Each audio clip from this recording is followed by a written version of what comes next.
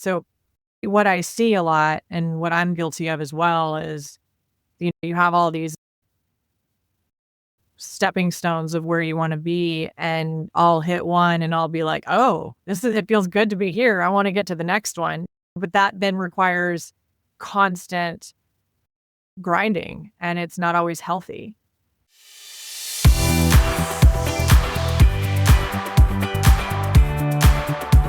Welcome to Gap to Gig, the show for dads reimagining how work fits into life, not the other way around, where we talk about what comes next, how to make sense of the in-between, and who we become in the process. I'm your host, Michael Jacobs, and today's guest is Erin Aldrich Shean, a former Olympic and professional athlete competing at the highest levels across two sports. Now she's a career coach who helps people build careers that truly matter through her LAND method system. Whether you're a dad looking to restart your work life, pivot into something new, or simply find more alignment between what you do and who you are at home, Erin brings a unique perspective. Her journey from the Olympics to corporate strategy rooms to guiding others through transitions gives her insights that any dad in transition can learn from. Erin, welcome to the show. Happy to have you here. Thank you so much, Michael. Really good to be here. Thank you. To kick things off, I'd love to hear about your personal transition from the field and court to the office. You've been at the top of the athletic world. Not many people make it to the Olympics. You've made your way into business and coaching. For the dads listening who might be facing big shifts, whether stepping back into work after time out or trying to integrate fatherhood with career change, can you share how you experienced that identity transition yourself and what you discovered early on that might help someone in that place? Yeah. My story is somewhat unique in that when I was 6 years old, I told my parents that I wanted to be an Olympian one day. Not often that 6-year-olds make that statement to their parents. So my parents, of course, really didn't take me too seriously, thinking, what does a 6-year-old know? But Right. I remember watching the 1984 Olympics and the opening ceremonies to the Los Angeles Olympics and thinking that was just something so amazing. And I had to do it one day. And so that's when I told my parents that I wanted to be an Olympian. And it was really chasing that dream for, gosh, how many years? 16 years straight. And so that's a long time to chase one goal. But I was really fortunate to find what I wanted to do and be in that first chapter of life, in that season of life. And Right.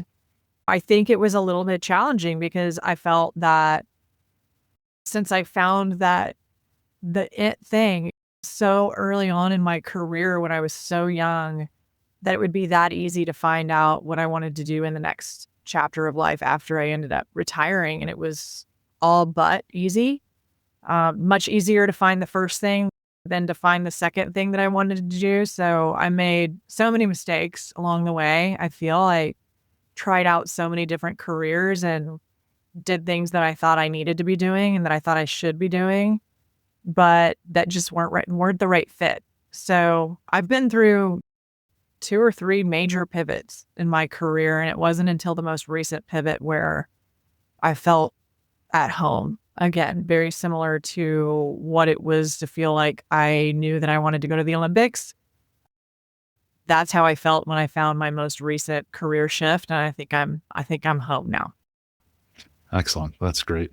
How did you teach yourself to reinvent yourself, essentially? Like, how do you go from the top of the athletic world to navigating that career? Was there like a mindset shift that you went through, or was it just experience of just keep putting yourself out there and figuring out what resonated with you? Yeah, it's a good question. I feel like the first one came so easy to me to figure out what I wanted to do in the first part of my life that it was just such a shock when I thought, okay, that was easy. Now the second part is going to be easy. And so it was a real trial and error, I feel like, for me, because I didn't do a very good job of going through that true soul searching period in my life to understand what it was that truly fulfilled me. I went for more of what was extrinsically motivating for me, and trying to climb the ladder, make more money.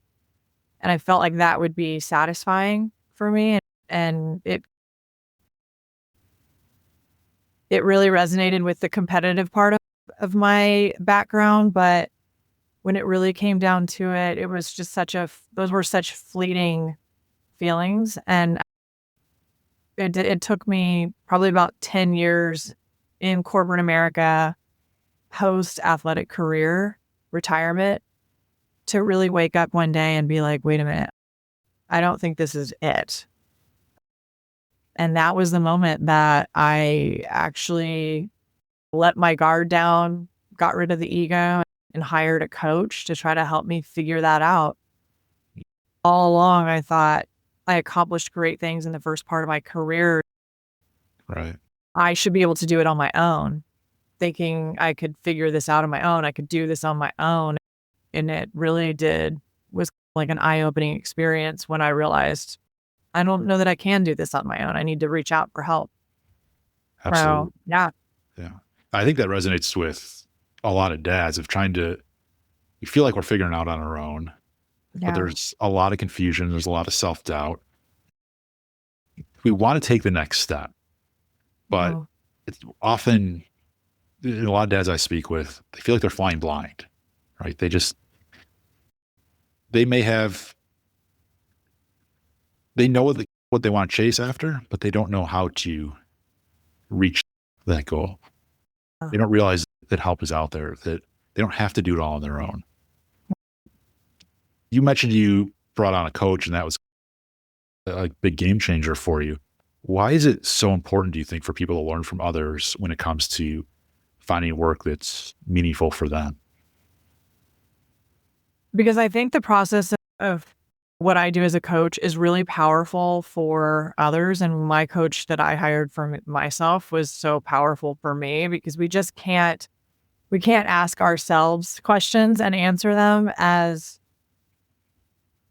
well as someone else can ask us, and we can have more of a two-way conversation. Mm, Additionally, I think the biggest kind of eye-opening aha moment for me where the light bulb really came on was, as I had mentioned before, I thought that I had accomplished these great things in my athletic career, and therefore I should be able to accomplish these great things in my career.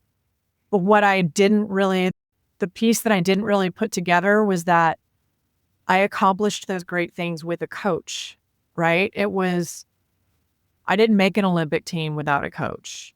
And right. I had happened to forget about that, which is like a huge piece of the puzzle. Like I didn't say I want to make an Olympic team and then do it all on my own. I had a coach there to talk me through mindset challenges when I was going through slumps. I had coaches there that were um, going through the process of goal setting with me. I had a coach that was talking with me about nutrition and what it is that I needed to do for my body to get there. I had a coach that was there every day giving me workouts that would build upon each other so that I could accomplish making an Olympic team. You don't go through major career changes without someone there to support you and to hold you accountable and to be strategic with you. Every major thing that you do in your life needs to be done really with someone else there supporting you. And that's what I had forgotten about until it was the time that I gave up doing it on my own and hired a coach and realized, wow, like this is something that I had completely ignored before. I didn't make the Olympic team on my own. That I love that. It's such a powerful point of you're not in this alone. It doesn't matter whether you're chasing Olympic glory or raising a family. It's like Right. you're not at it alone. You could be a single dad, you could be a married dad, you could be a dad of any sort of one children or multiple children, but you could do everything you think you can do to be a dad, but you can't do it by yourself.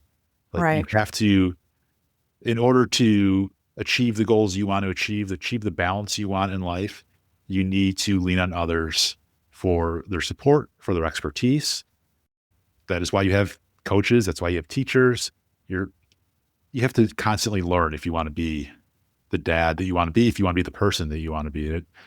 I hadn't Yeah. thought about you had coaches to help you achieve in competitive sports, but you also have coaches in life, right? Yeah, Some exactly. are professional coaches, some It might just be people that are close to you that have had experiences you haven't had before that can guide you through what to expect and what that process is. So that's such a really important point. And I think it is us for dads, it makes a lot of sense to pay attention to that. Like, you're not in this alone. There are people out there to help you. And if it's whether you're trying to achieve something in sports, trying to achieve something in your career, or you just want to be a better dad, you have to allow others to help you. So important. And I tell people this all the time.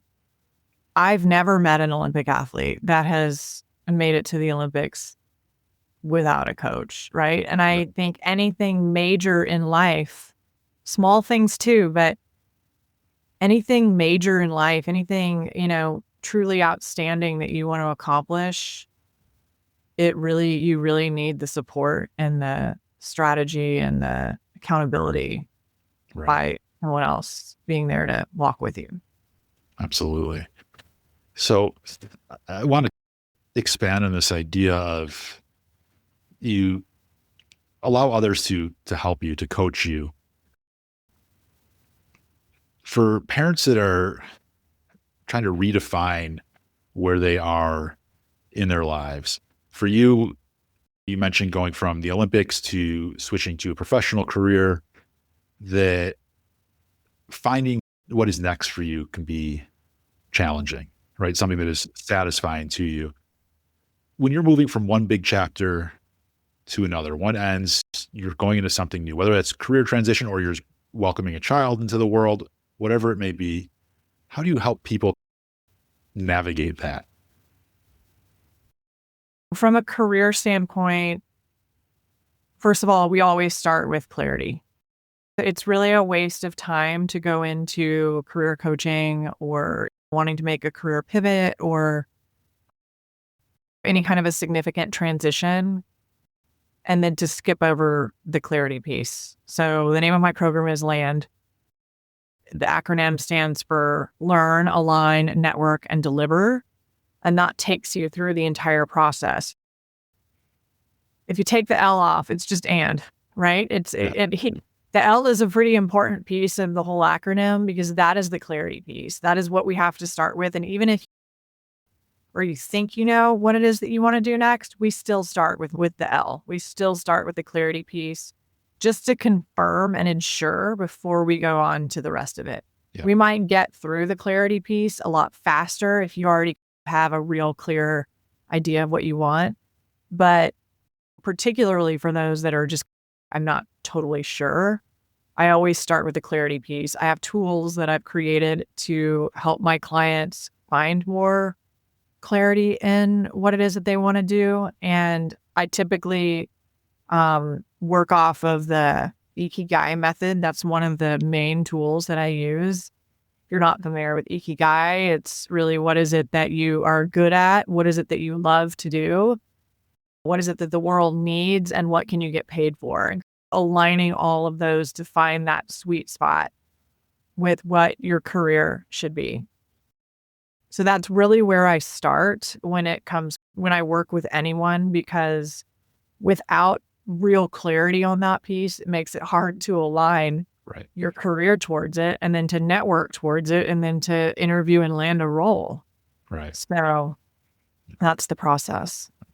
And when you say clarity, are you talking just clarity in the type of work they want to do or their lives overall? Like, right. Work is just one part of your life, particularly if you're a parent. So can you kind of just elaborate a bit on when you say learn, like what is it that they're trying to clarify? Yeah, we dig deep into what their values are, what their non-negotiables are that they want in their life and their career. I have a series of questions that I ask them that really kind of get to the bottom of what drives them, what their values are, where all of that aligns. And that is what I have a tool called the Career Compass that asks a standard set of questions at the beginning. And once those questions have been asked, it then starts to ask the client questions that are adaptive, right? They'll answer a question, and then based on that question, it'll just dig a little bit further and further. So this is a tool that I created myself, that I programmed, and it seems to work really well with my clients. Then at the end, when they've answered what values they have and what it is that really was the favorite part that they've had of their past jobs, what was their least favorite part, what do they feel like they're really good at, what do they not feel like they're good at, they answer a series of questions like that, and then it starts to understand, okay, these are some roles and some jobs that might be a really good fit for you based on that information. It might spit out 5 roles, and then it'll say which of these 5 resonate with you the most. And then it'll narrow it down to 3, and then it'll dig deeper into those 3. And then it'll start to make sense to you. Okay, that really resonates with me. Let's go down this path. And then it will take it as far as you want it to take it, but it'll start to give you a target list of companies and all of those things. So it really takes you from soup to nuts in the clarity process, using all the information that it needs to gather from. It sounds like a very impactful method, very detailed method to really hone in on what's important to you. More. And speaking of importance, you mentioned values, right? What do you value in trying to figure out what your next career move is? I'm curious, to me, values leads to meaningful work, or can lead to work that is meaningful to you. A lot of people have jobs that maybe they're not so happy at. Maybe it aligns with their values, maybe it doesn't, but it's not something that they find meaningful. It's not something they have a lot of purpose behind. How do you navigate helping people find the jobs that mean something to them, to find the work that means something to them? Yeah. So first of all, and this answer may not be the answer that everyone wants to hear, but we all have different situations, right? So every client that I have, I look at their particular situation, and what I do as a coach is not cookie cutter. There are certain pieces. That's why I call my company Ascension Coaching and Consulting, because there's the coaching aspect of what is it that you want in your life and in your career? What really fulfills you? What are you passionate about? What are your values? All those things, and working all that stuff out. But there are also the people that are just like, I need to get food on my table. Yep. I can't do exactly what it is that I want. And I can talk a little bit more about that too, because I believe that anything that you're passionate about can be monetized. Like, you can turn anything that you really want into a monetizable model, right? Sure. But for just the basics, there are some people that just need food on their table. Maybe they're a single parent, they're a single dad, and they just need to support their kids. So for those particular situations, we really just need to find something. Sometimes good enough is good enough. Right. And we need to find something that will just accomplish what it is that they need to accomplish by just making ends meet. And then to accomplish the passion and the fulfillment piece in their life, maybe we can find something to volunteer for, or some way to really massage that part and that need inside of them. But I have to take every client for what it is that they need and want and what's feasible. Right. Ultimately, we would all love to be going to work every day and something that we absolutely love. But sometimes that's not possible. Sometimes, maybe you don't have the runway to just quit your job or come straight into starting your own business, because it's going to take you a year or two to get started or start bringing in enough money to make ends meet. And so you've got to figure out something else to do in parallel, which I have a lot of times. I had a lot of clients that are like, I really want to start my own business, but I can't just go cold turkey and quit my job and start another business because I need that income. And so we really work together with, let's find you a job that will work, right, for now. And then in parallel paths, we'll figure out how we can start this other business. And then hopefully one day you're able to get ramped up in this thing that you really want to do and really love to do. Yeah. And then you can drop that other job, So it's really dependent upon everyone's different particular situation. Makes total sense. I appreciate the candor of sometimes you just have to take the job to make ends meet, but you can supplement that with something that you are Yeah. passionate about or something that aligns better with your values, and you can do both. So it's not necessarily an either or thing. And you can still find that balance between work, what you're interested in, what your values are, and still being present and active at home. I'm Yeah. curious, like the balance. You're a mother, so you have obviously have children and you balance your career. And for a lot of dads, finding meaningful work and balancing that with being an active, present dad can be challenging. Some people lean more on the work side and they put in a lot of time at work and they don't necessarily show up as much as they want to for their family, or vice versa, where they spend so much time with their family that they might be neglecting work and might be struggling to get ahead. How do you balance meaningful work with being a parent? Yeah. That's a great question because I don't think I'm the best at balance all the time. I do really try, but being a business owner and someone who's in the scale stage of owning a business,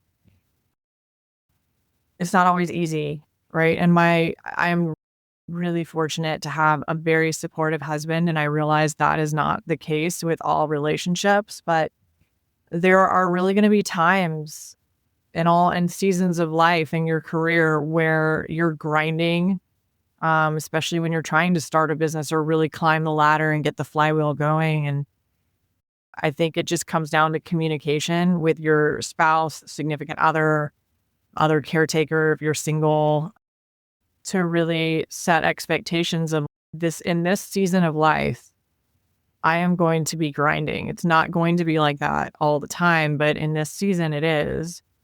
And then you have to be honest and clear with yourself that when you do get to that place that goal that you've set for yourself, which hopefully you do, that you know when to wind down a bit, Yeah. right? So what I see a lot and what I'm guilty of as well is you have all these stepping stones of where you want to be, and I'll hit one and I'll be like, "Oh, it feels good to be here. I want to get to the next one." But that then requires constant grinding and it's not always healthy. Right. So it's really like that, what I call like a come to Jesus with yourself of at what point is what I've done good enough? If let's say you hit a 500,000 in revenue in your business, is that going to be okay? And if so, you need to prepare yourself mentally that when you get to that point, you're going to be okay. And you're going to be able to start delegating and stepping away a bit. You've put in the time and the energy and the grind and the determination and grit. Now it's time to be more present with your family. Right. And if someone was afraid to slow down because maybe they feel it's going to hurt their career, maybe they're trying Right. to, like, how do they navigate that? Like, it is okay to slow down sometimes, It's but okay. that is that balance, right? Like, how do you, if you are afraid to slow down, what can you do? I think about my husband in this way, and he's not a business owner. I think it's a little bit sometimes harder for business owners because it's like, if we don't work and we don't continue to produce, we don't make money, right? Right. And it's a little bit different with a W-2 when you're going back to work. And I think of my husband in this way.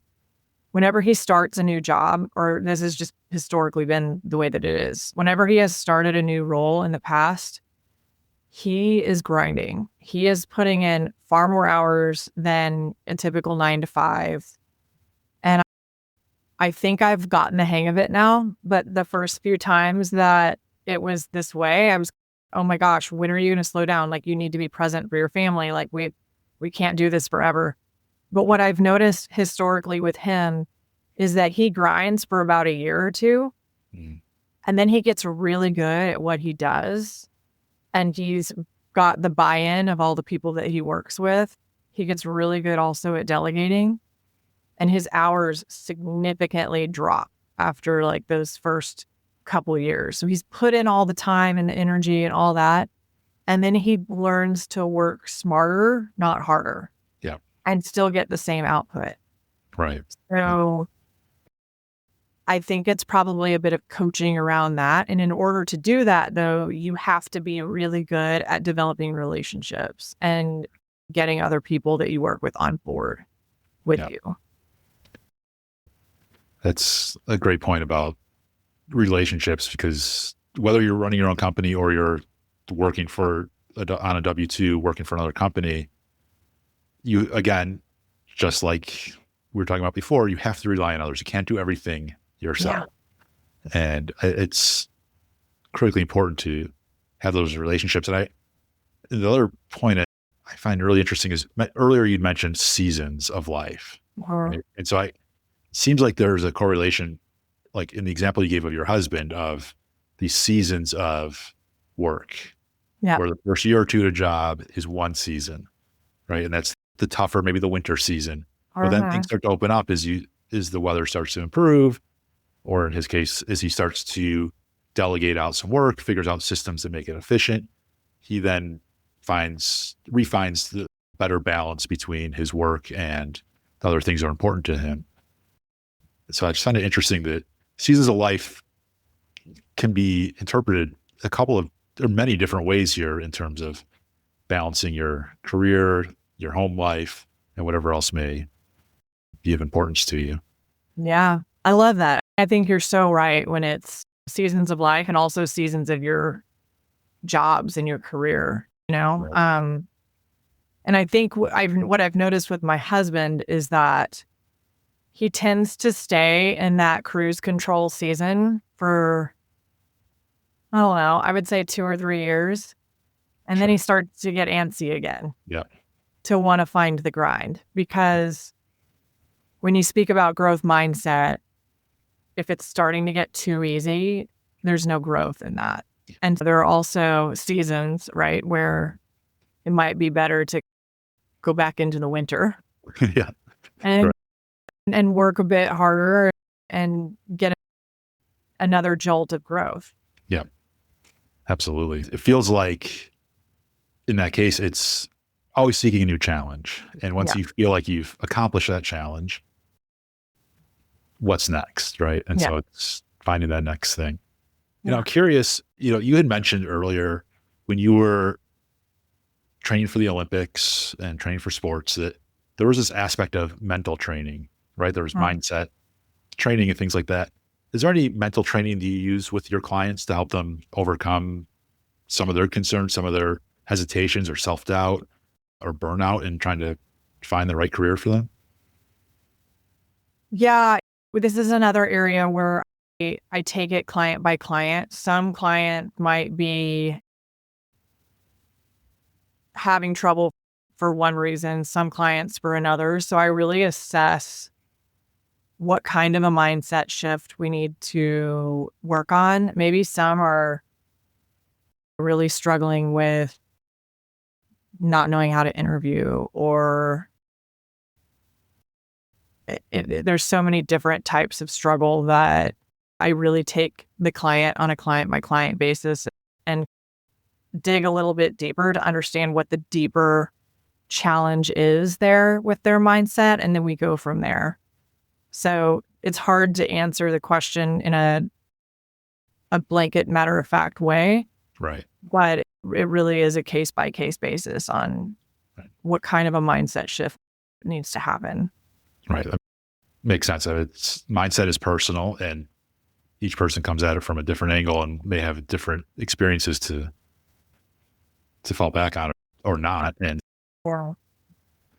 but there is this mental aspect that needs to be addressed or utilized in order to find the right career path, I presume. Right. Right. It's not just okay, that job looks great. No, you have to go through a process to find the right career for you. In order to do that, you need to address what makes sense for you? What, again, aligning back to your values and finding that alignment, as you say, between what you're seeking and what's available, and how do you find the right career move for you? Yeah, absolutely. How do you, or once someone lands in the right role, so they've gone through the land method, they've found the right role for them, and they start in this new career space, what can they do to stay aligned and avoid slipping back into old habits or autopilot so they continue to grow within their role? Yeah, that's a really tough question.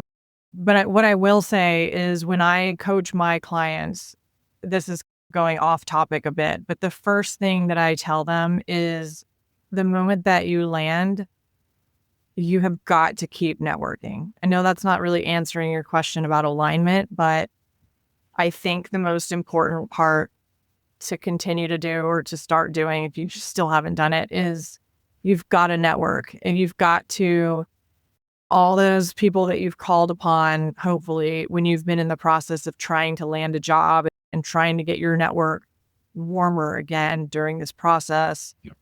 all of those people have done you a favor. And so now it's time to pay it forward and to start to nurture your network and warm it up continually, right? And I think that will help you to also stay in alignment because you will constantly be having conversations with people on how they're doing, what it is that you can do to help them. And it's just the nature of having those conversations. It's going to help you to understand if you're in the right place as well, Right. but also just paying it forward from what was done to help you get there. And now what can you do to be a servant leader to others who may need your help at this time? There's always like a give and take with networking. And the statistic is that 90 or 85 to 95% of jobs are found through networking. So I think that's the biggest piece that people lose sight of Right. leading up to a layoff or time off and then re-entering the workforce. They haven't done a very good job of nurturing their network and keeping it warm. And so I think that's like the number one thing to do after landing a job is to just keep that process up. Right. Keep having those conversations, keep asking what it is that you can do for others. And I think that will subsequently help you to stay in alignment too, just by having conversations. Right. And are there any forms of networking or types of networking that you feel are most effective as you transition in career?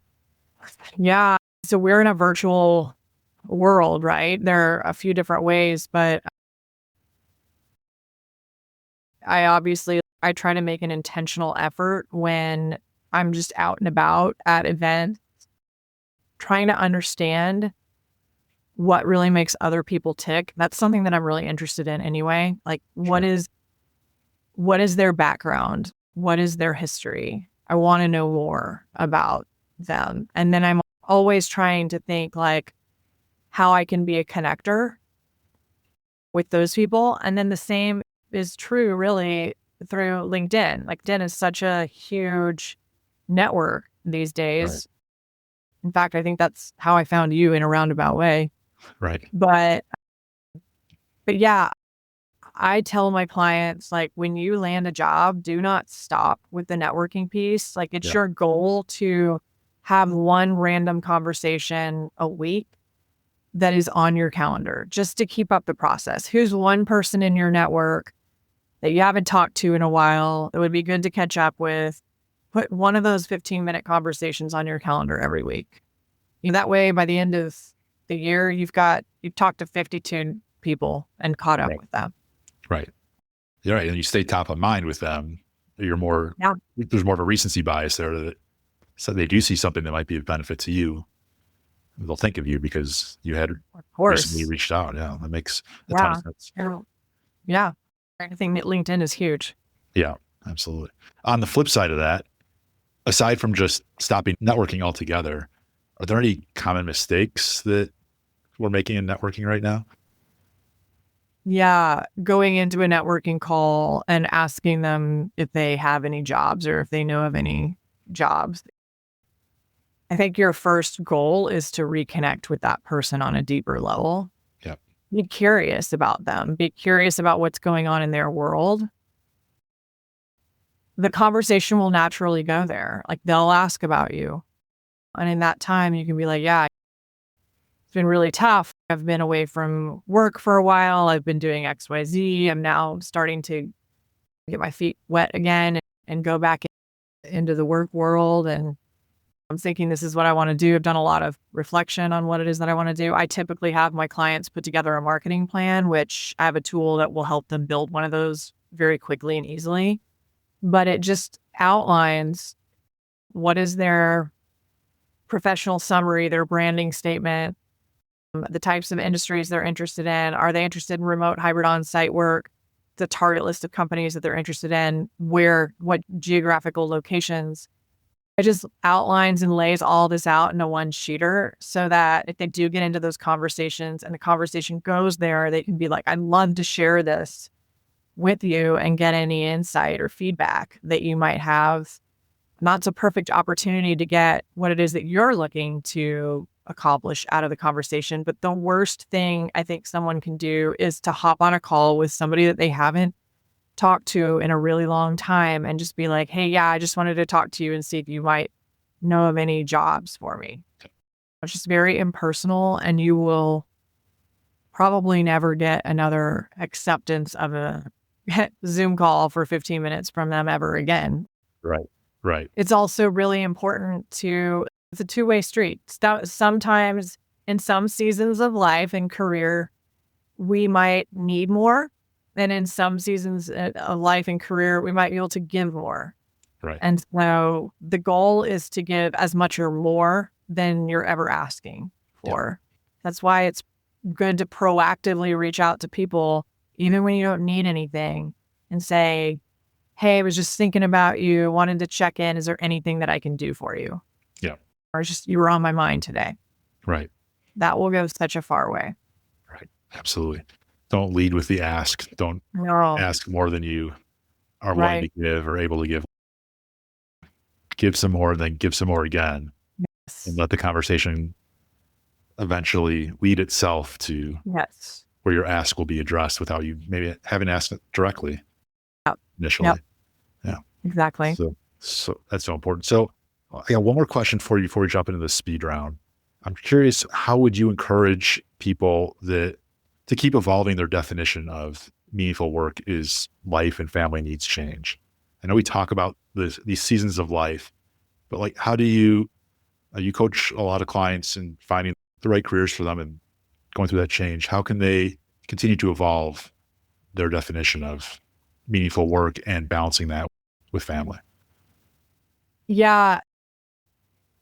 So I know that this is probably uncomfortable or not a normal thing for everyone, but I always encourage my clients once a year, if not once a year, once every 2 years, to go take a solo weekend someplace that is relaxing and calm, and they can just sit with themselves for 48 hours just to really get an idea and to do some thinking about this path that I've taken in the last year or two. Has it been good for me? What's been good? What's been bad? What do I want to change?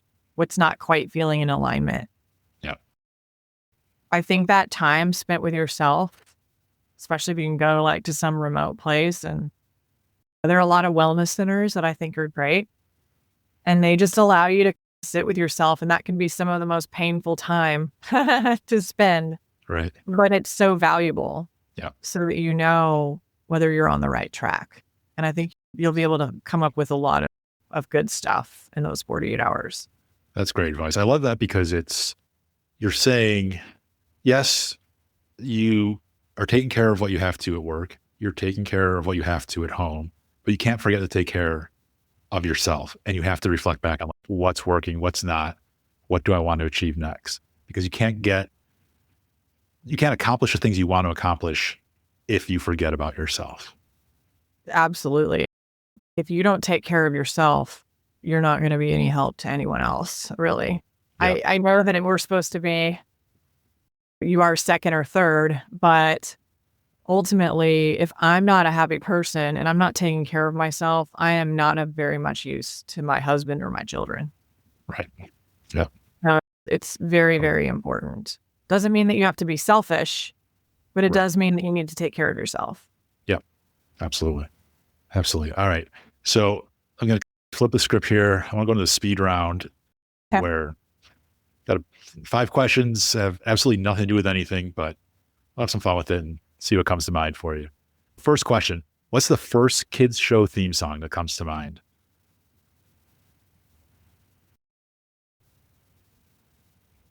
Okay, this is not a theme show song, but it's the first thing that came to my mind, so I'm going to say it.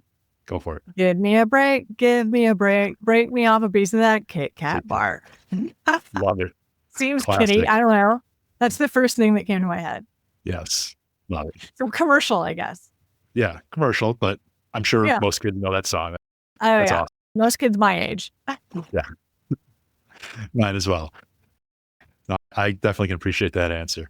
What was Yeah. your very first job? Oh, goodness. My first paid, like, real job that I had to be responsible for was probably a retail salesperson in a little boutique that was downstairs from my apartment. This is when I was still training. I wanted some sort of work experience, but I couldn't do like a big girl job. So I had to do something that would just bring in a little money and give me some responsibility. Sure. Would you rather spend 24 hours with a toddler-sized T-Rex or a T-Rex-sized toddler? I probably a toddler-sized T-Rex. I feel like that would be really cute and maybe not so controlling and outrageous. I think of my son, my youngest son, as my T-Rex-sized toddler, and that would be scary. That's a great point. What's your go-to karaoke song? Oh, that is I Will Survive by Gloria Gaynor. Excellent. Good By choice. far. Yeah. All right. What's the weirdest thing you've ever carried around in your bag, briefcase, or pockets?